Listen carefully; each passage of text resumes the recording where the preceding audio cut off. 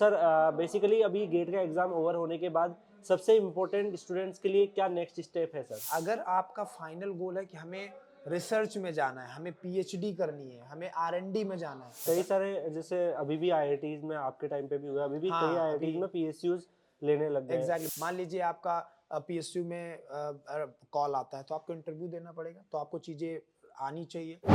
Hello everyone, so finally आप लोगों का गेट का एग्ज़ाम तो अब ओवर हो चुका है और अब आपके दिमाग में सवाल उठ रहे होंगे कि गेट के एग्ज़ाम के बाद क्या करना है?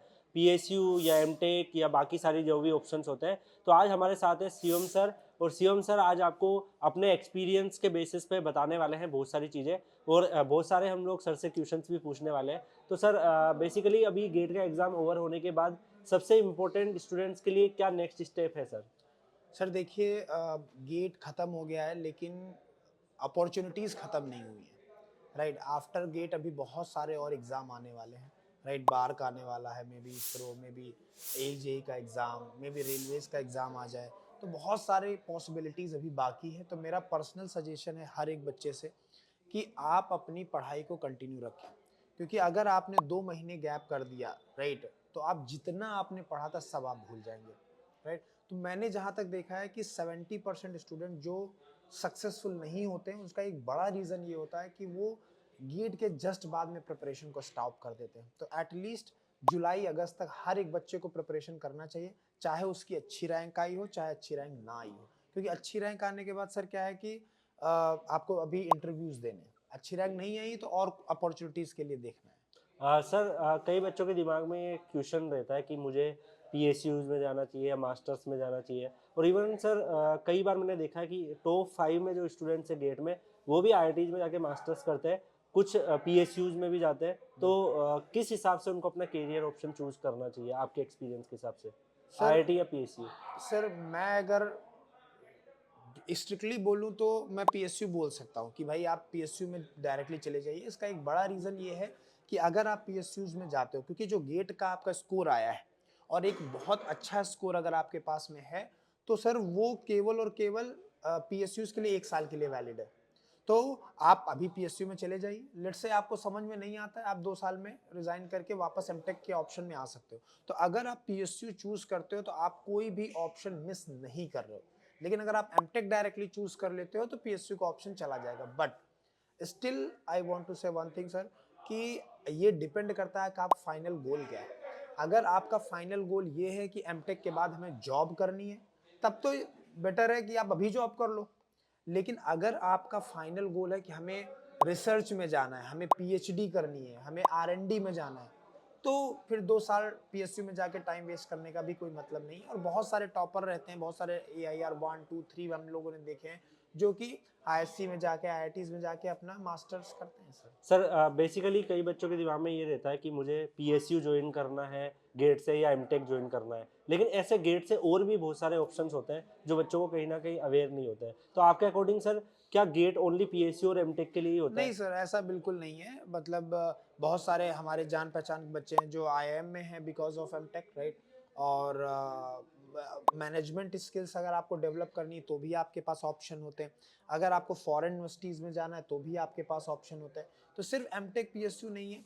और सबसे बड़ा बेंचमार्क है ना सर, ये एक बेंचमार्क है गेट कि आपने ड्यूरिंग योर इंजीनियरिंग आपका एकेडमिक्स कितना स्ट्रॉन्ग था।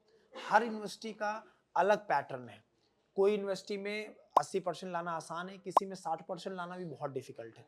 तो ये एक कॉमन प्लेटफॉर्म है जो बच्चे को मिलता है, जिसकी वजह से वो ओवरऑल इंडिया में हर एक इंजीनियरिंग के बच्चे से अपने आप को कंपेयर कर सकता है। मतलब अगर किसी बच्चे के पास सर अच्छा गेट स्कोर है, it simply shows that he is academically very very good. Definitely sir. So मुझे लगता है कि सर अगर कोई बच्चा भले एमटेक नहीं करना चाहता है, पीएसयू नहीं देना चाहता है, ठीक है, आपका कॉलेज प्लेसमेंट हो गया है, आप वहीं जाना चाहते हो, थर्ड ईयर में प्लेसमेंट हो गया, फोर्थ ईयर में हो गया, आपको लग रहा है गेट देके क्या ही मतलब है, तो मुझे लगता है हर एक बच्चे को जो इंजीनियरिंग कर रहा है उसको गेट कंपल्सरली लिखना चाहिए। क्यों? क्योंकि ये आपका एकेडमिक स्टेटस बताता है।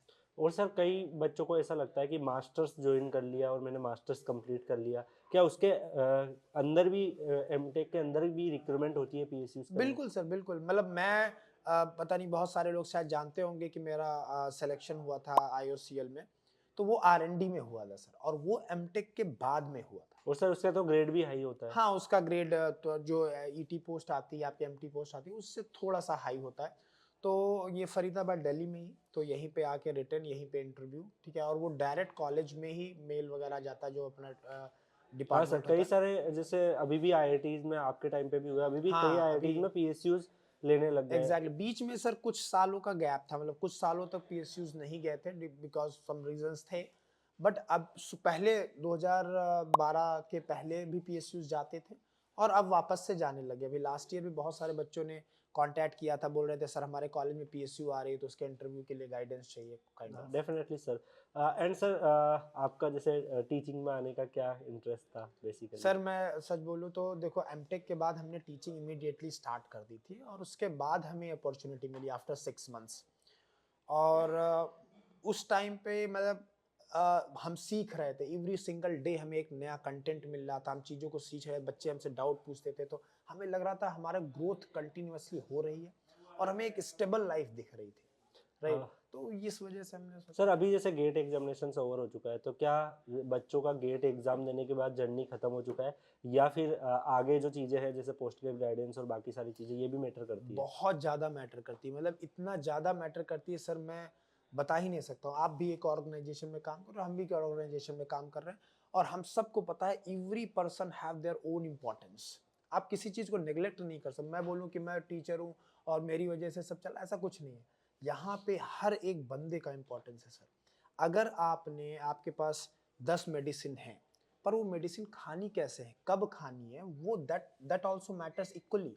आप ऐसा यस नहीं सर। 10 मेडिसिन, तो वो कौन बताएगा कि आपका गेट स्कोर आ गया, आपने सब्जेक्ट पढ़ लिए, लेकिन बेसिकली आपको उसे यूटिलाइज कैसे करना है, that is also very very important. Sir, कई कई सारे जो स्टूडेंट्स होते हैं उनको सर गेट देने के बाद भी मतलब पता नहीं होता कि कोप कैसे वर्क करता है या एग्जैक्टली। आईआईटीज कैसे वर्क करते हैं, तो वो भी एक बड़ी इवन जर्नी है सर मैं स्टूडेंट्स आपको की। बताता हूँ, मैं एनआईटी गया था, ठीक है, और मेरा जो भी स्कोर काफ़ी अच्छा था, और मतलब मुझे उस समय साथी आईआईटी हुआ करते थे, तो क्या है कि देयर वर चांस कि मैं आईआईटी मिल सकता था, यस राइट। सर। हमसे खराब स्कोर वाले लोग आईआईटी में पहुंच गए थे। तो मैं ऐसा बोलना चाहता हूँ कि ये सिर्फ लैक ऑफ नॉलेज की वजह से था, कि हमें इंफॉर्मेशन थी ही नहीं कि बेसिकली कैसे कैसे अप्रोच करना है, क्या करना है, रिसर्च ही नहीं कर पाए सर। तो ये अगर आप करवाते हो, पीडब्ल्यू करवाएगा या आप उसके लीड करोगे, तो बेसिकली ये बच्चों को बहुत ज़्यादा हेल्प करने वाला है, एक्सट्रीमली डेफिनेटली सर। बहुत सर ज़्यादा। मकसद हमारा यही है, पीडब्ल्यू का विजन भी है कि गेट के पहले भी और गेट के बाद भी सर। नहीं, अल्टीमेटली अगर आपको आपका गोल नहीं मिल रहा है, आपने गेट स्कोर ले आए, वो यूटिलाइज नहीं कर पाए, तो तो फिर उसका कोई बेनिफिट भी बेनिफिट कुछ नहीं नहीं है। है। सो मैं सारे बच्चों को लास्ट बार बोलना चाहता हूँ कि आप लोग प्लीज़ पोस्ट गेट गाइडेंस को बिल्कुल नेग्लेक्ट मत करिए, उसका एक एक पॉइंट समझिए। जो भी है अपने रिस्पेक्टिव फैकल्टी से या जिसके भी कांटेक्ट में हो, उससे आप बात करिए, सर से बात करिए कि भाई इसमें क्या बेस्ट हो सकता है।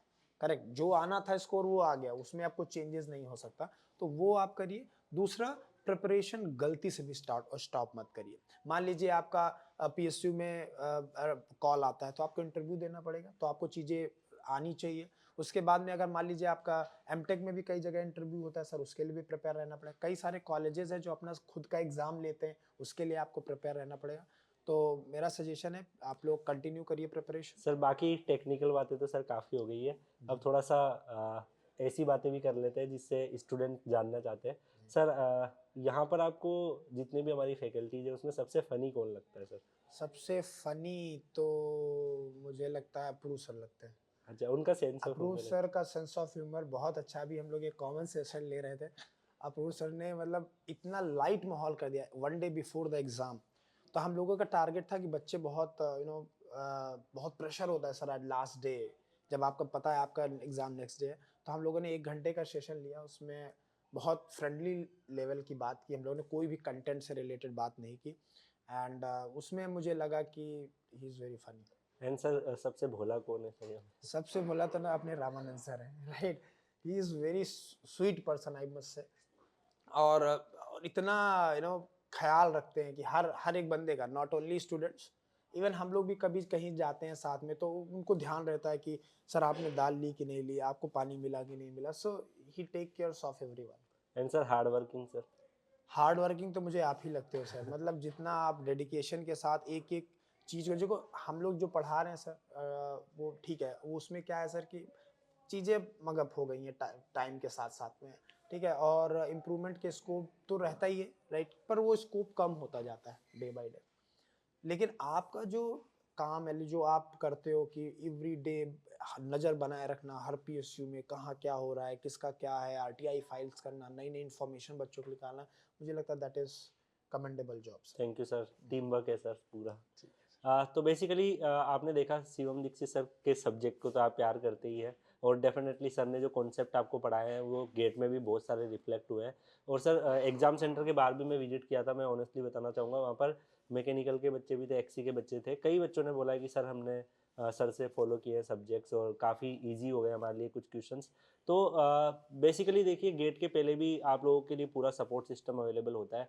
हम लोग अपने ये एक्सपीरियंस आप लोगों को इसीलिए बताते हैं क्योंकि कहीं ना कहीं सर जब हम इस स्टेज में थे तो हमारे पास लैक ऑफ इन्फॉर्मेशन एग्जैक्टली थी, एग्जैक्टली। जिससे बच्चों को सारे डायनेमिक्स पता हो कि उनका करियर कहाँ बन सकता है। तो आप लोग बस इन चीज़ों को फॉलो करिए, बाकी गेट वाला के चैनल पे बने रहिए। अगर आपको कोई भी बात करनी है सीएम सर से तो उनके टेलीग्राम चैनल पर आप ज्वाइन कर लीजिए, मेरे टेलीग्राम चैनल पर ज्वाइन कर लीजिए। तो वहाँ से क्या होगा कि आपके लिए कोई भी जो यूजफुल चीज़ें होती है वो भी आपको मिलती रहेगी, और आप हम लोग से भी कनेक्ट रहेंगे तो डेफिनेटली हम भी कुछ ना कुछ रोल आपके करियर में प्ले कर पाएंगे। Thank you guys and best of luck. Thank you.